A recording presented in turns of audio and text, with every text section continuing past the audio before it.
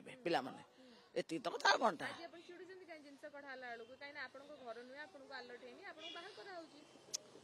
ବାହାର କଲ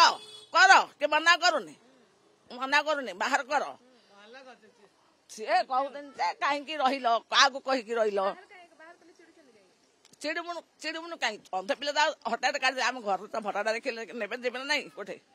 ଆଖି ନଷ୍ଟ ହେଇଛି କୁଆଡେ ଅଣ୍ଡାଳି ଯିବେ ହଁ ଜବରଦସ୍ତି ଆମେ ରହିନୁ ଜବରଦସ୍ତି ଖାଲି ପଡିଥିଲା ରହିଥିଲେ ପିଲାମାନେ ଆଖି ନଷ୍ଟ ହେଲା ବୋଲି କାଢିବ ତ କାଢିବ କି ମନା କଲେ କି